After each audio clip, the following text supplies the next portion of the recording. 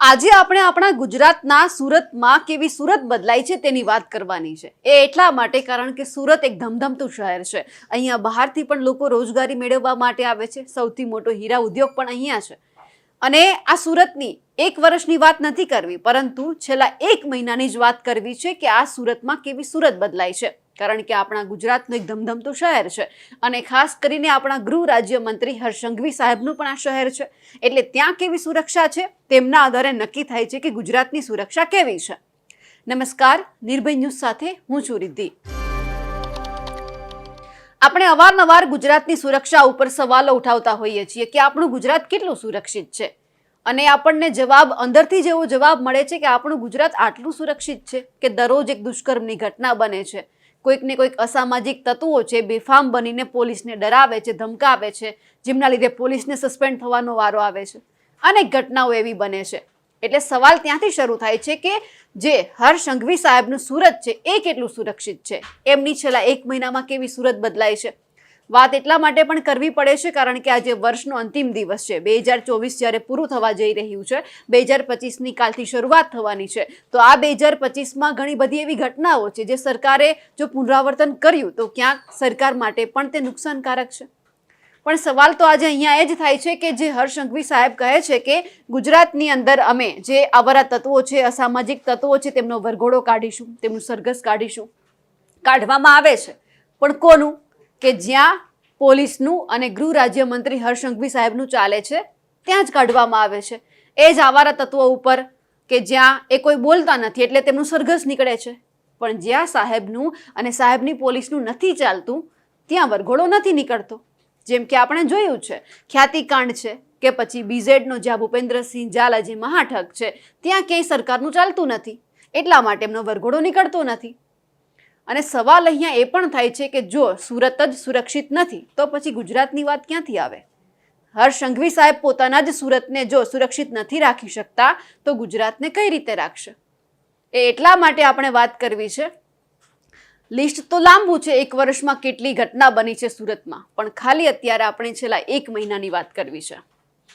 એક મહિનાની વાત કરીએ, 8 પરિવારમાં 9 હત્યા થઈ છે। હત્યા કરનાર બીજું કોઈ નહીં પણ પરિવારનો જ વ્યક્તિ હોય છે। 29 ડિસેમ્બરની વાત કરીએ, ગોડાદરા પતિએ પુત્રીઓની નજર સામે પત્નીની હત્યા કરી। ગોડાદરા વિસ્તારની આ ઘટના છે। 27 ડિસેમ્બરની વાત કરીએ, સરથાણામાં પતિ દ્વારા જ પત્ની અને પુત્રની હત્યા કરવામાં આવી। 25 ડિસેમ્બરે સચિનમાં પતિ દ્વારા પત્નીની હત્યા કરી, તો બીજી તરફ વરાછામાં યુવકે મંગેતરની હત્યા કરી। 22 નવેમ્બરની વાત છે, સિંગણપોરમાં પતિએ પત્નીની હત્યા કરી, પતિએ આપઘાત કર્યો। 25 નવેમ્બરની આ વાત છે ખટોદરાની કે જ્યાં પુત્રએ માતાની હત્યા કરી। 26 નવેમ્બરની વાત છે, ઉધનામાં દત્તક પુત્ર દ્વારા પિતાની હત્યા કરવામાં આવી। અને 28 નવેમ્બરની આ વાત છે કે ચોક બજારમાં પિતા દ્વારા પુત્રીની હત્યા કરવામાં આવી। અહીંયા છેલ્લા 40 દિવસની અંદર 8 પરિવારમાં 9 હત્યા થઈ છે। આ છે આપણું સુરક્ષિત સુરત। આ આપણા સુરતની આટલી સુરત બદલાય છે છેલ્લા એક મહિનામાં। એક મહિનો, એક વર્ષ પણ અહીંયા વાત નથી થતી, ફક્ત એક મહિનાની વાત છે। એક વર્ષ 2024ની તો આપણે આ બધી વાત કરતા જ નથી। 2024નું જો આ લિસ્ટ આપણે કરવા જઈએ તો એટલું લાંબુ છે કે રોજ એક ઘટના બનતી હશે, અને એમાં પણ સુરતના અમુક પોલીસ સ્ટેશનને તો એવોર્ડ આપવામાં આવે છે સુરક્ષાનો કે અહીંયા સારી કામગીરી થઈ છે। પણ આટલી સુરત બદલાઈ કેમ છે આપણા સુરતની? એ નથી સમજાતું કે ત્યાં ગૃહ રાજ્યમંત્રી હર્ષ સંઘવી પોતાનું શહેર છે છતાં તેમને સુરક્ષિત નથી રાખી શકતા। આ ઘટનાઓ બને છે, નિવેદન આપવામાં આવે છે, કાર્યવાહી થાય છે, વરઘોડા નીકળે છે, બસ આટલા પૂરતું જ સીમિત છે। બીજી કોઈ જ કાર્યવાહી નથી થતી, જેમના થકી જે એક અસામાજિક તત્વ છે કે જે આવા આવારા તત્વો છે પોતાના જ પરિવારની હત્યા કરી નાખે છે, એવા જે તત્વો છે એમની સામે કોઈ જ એવો ગાડીઓ કસાતો નથી કે એ લોકોને એવું લાગે કે જો હું આવું કરીશ તો મારી સામે શું કાર્યવાહી કરવામાં આવશે, મને કેવી સજા મળશે। એટલે લોકો વિચારતા જ બંધ થઈ ગયા છે અને એ લોકોને એવું છે કે વરઘોડો કાઢે છે અને કાઢવા દો, ભલે ને સરઘસ નીકળશે, 2 દિવસમાં તો લોકો ભૂલી જશે કે આપણે કોણ હતા, આપણે શું કર્યું હતું। એટલે હવે લોકો બેફામ બનતા જાય છે। અને અહીંયા જે લોકો બેફામ બને છે, સવાલ ત્યારે આવે છે કે આ બેફામ બનેલા લોકો પોલીસને ડરાવે છે। અમદાવાદની ઘટના આપણે જોઈ હતી, એ આવારા તત્વોનું તો સરઘસ નીકળ્યું, પણ સસ્પેન્ડ થવાનો વારો કોને આવ્યો? એ પોલીસ કોન્સ્ટેબલને. હર્ષ સંઘવી સાહેબને એ પણ કહેવાનું છે કે બીજાના ભોગે ક્યાં સુધી કોઈ બીજા લોકોનો ભોગ લેવામાં આવશે?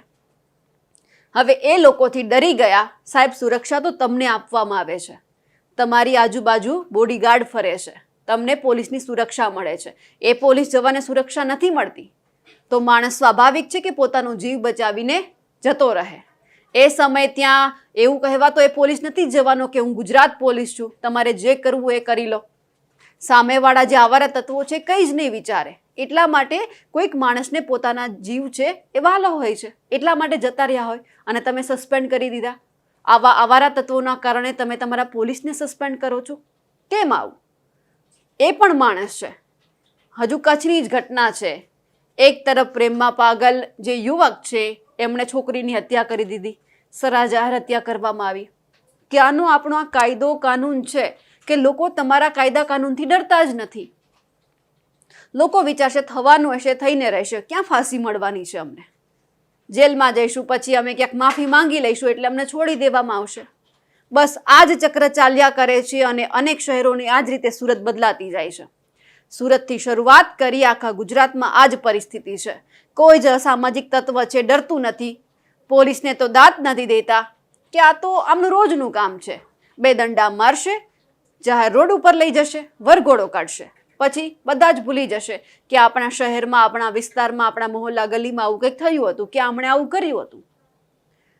ખાલી વાત કરવામાં આવે છે કે ફાંસીની સજા આપવામાં આવશે, પણ કોને મળી એ પણ આપણે વિચારવા જેવી બાબત છે. દુષ્કર્મની ઘટનાઓ દિન પ્રતિદિન વધતી જાય છે. એક દીકરી સુરક્ષિત નથી. સુરક્ષાના નામે જ્યારે સવાલ થાય છે ત્યારે આપણને કોઈ જ પાસેથી જવાબની આશા નથી. આપણે ખુદ પોતે જ જવાબ આપી શકીએ છીએ કે આપણે સુરક્ષિત ગુજરાતમાં નથી જ રહેતા, આ અસુરક્ષિત ગુજરાત છે. કેટલી વખત રોજે રોજ કોઈને કોઈ ઘટના છે તેમનું આપણે વિચારવાની, એમની વાત કરવાની. સવાલ આજે એટલા માટે સુરતથી કરવો પડ્યો હતો કારણ કે સુરતની જો વાત કરીએ તો આપણને ખબર પડે કે આપણું ગુજરાત કેટલું સુરક્ષિત છે, સુરતની સુરત કેટલી બદલાય છે. કારણ કે માનનીય હર્ષ સંઘવી સાહેબ છે એ સુરતના છે. એ પોતાના સુરતને જો સુરક્ષિત રાખશે તો આપણું ગુજરાત આપમેળે સુરક્ષિત બનશે.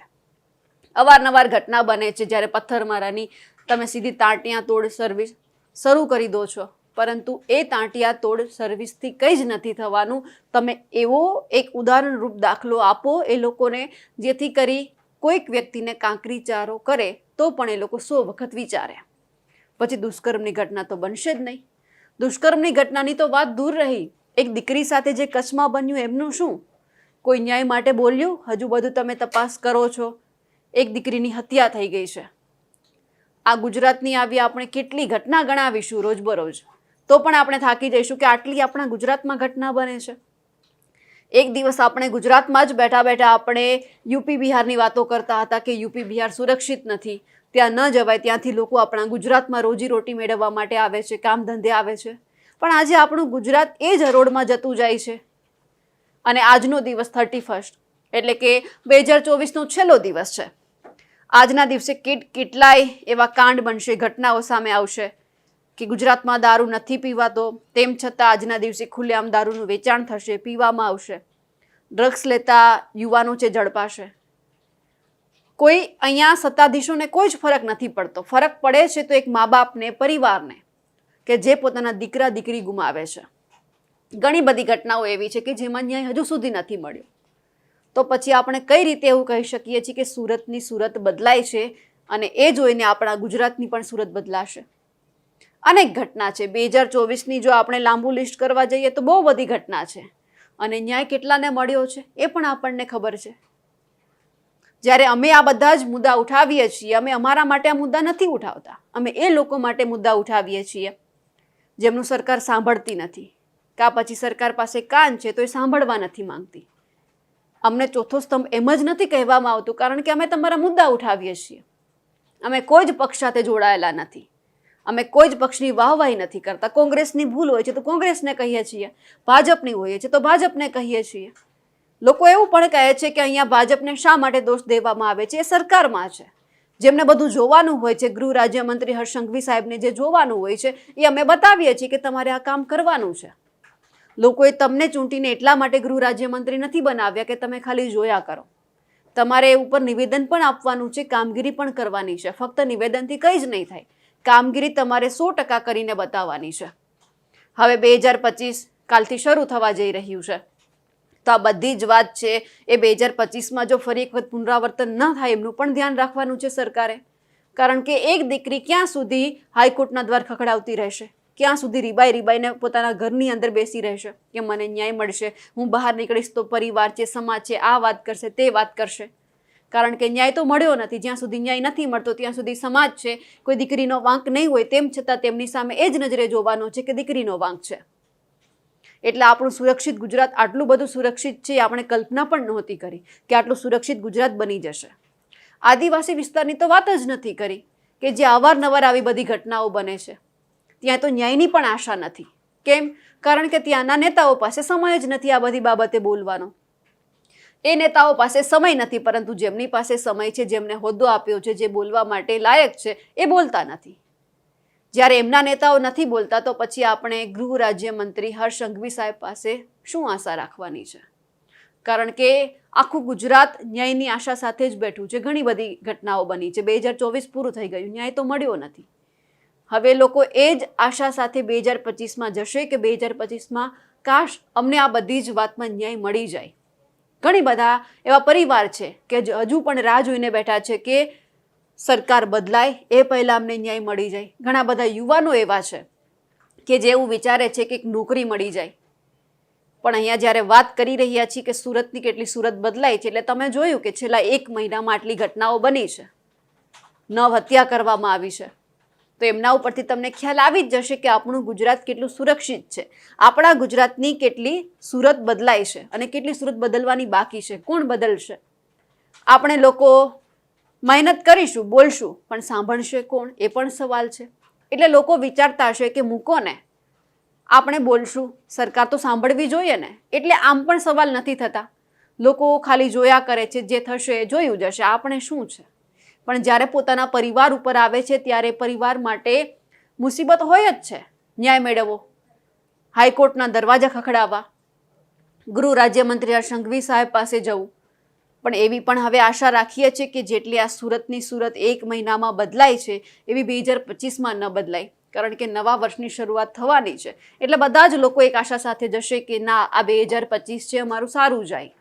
કંઈ આમાં એવી ઘટના ન બને જેથી કરીને એક દીકરી, એક પરિવારે નીચું જોવાનો વારો આવે. દુષ્કર્મીઓ તો દુષ્કર્મ કરીને જતા રહેશે જેલમાં, પછી ભોગવવાનું તો એક પરિવારે છે, એક દીકરીએ છે, એક માતા પિતાએ છે. અને માતા પિતાએ પણ આપણે સમજવું જ પડશે કે આ બધા નરાધમોને સજા મળે કે ન મળે, પણ આપણે આપણી દીકરીને આ બધી જ બાબતે ન કોશીએ. દીકરીને પણ એક સારા વિચાર સાથે અપનાવીએ કે જે થયું એ આપણે ન્યાય માટે લડીશું, પણ નહીં મળે તો સમાજ જે કહેશે એમની સામે પણ આપણે લડીશું. સમાજને બોલવું હશે ભલે બોલે, પણ અમે તમારી સાથે છીએ. એટલે હર્ષભાઈને પણ આજે એ જ વિનંતી છે કે વર્ષનો છેલ્લો દિવસ છે, તમે પણ એક એવી પ્રતિજ્ઞા લો કે 2025માં બધું થયું એ 2025માં ન થાય. તમારે આવા નિવેદન ન આપવા પડે સુરક્ષા બાબતે. કાયદો અને વ્યવસ્થાની સ્થિતિ જળવાતી રહે, ન જળવાય એ બાબતે પણ નિવેદન ના આવે. સુરક્ષાના સવાલ જે થઈ રહ્યા છે એમાં પણ તમે જવાબ આપી શકો. કારણ કે 2025માં ઘણા બધા લોકો આશા સાથે જતા હશે કે હા, આ 2025 અમારા માટે બહુ સારું જાય. એટલે એ જ આશા છે કે સુરતની આવી સુરત ન બદલાય, જેથી કરી આખી ગુજરાત છે, આખા ગુજરાતની જે જનતા છે એ પણ એવું ન વિચારે કે સુરતની આટલી સુરત બદલાય છે તો પછી ગુજરાતની શું સ્થિતિ થવાની છે. એટલે ગુજરાતમાં સૌથી પહેલાં તમે સુરત ઉપર ધ્યાન આપો. કારણ કે આટલી બધી ઘટના બની છે તો પછી આવું બધું ધીમે ધીમે આખા ગુજરાતમાં ન ફેલાય અને આખી ગુજરાતની જનતાએ આ બધું જોવું પડે. અમારા અહેવાલને લઈને આપનું શું કહેવું છે કમેન્ટ કરીને ચોક્કસથી જણાવજો. સાથે જ અમારી નિર્ભય ન્યૂઝ ચેનલને લાઇક, શેર અને સબસ્ક્રાઇબ કરવાનું ભૂલશો નહીં. નમસ્કાર.